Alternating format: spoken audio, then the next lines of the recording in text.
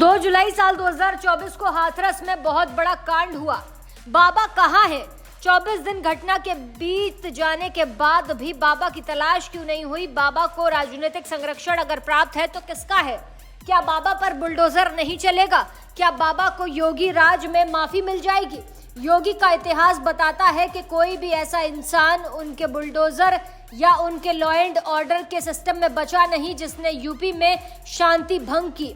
फिर बाबा को बचाने वाला आखिर कौन है और सूरजपाल आखिर गायब कहाँ है?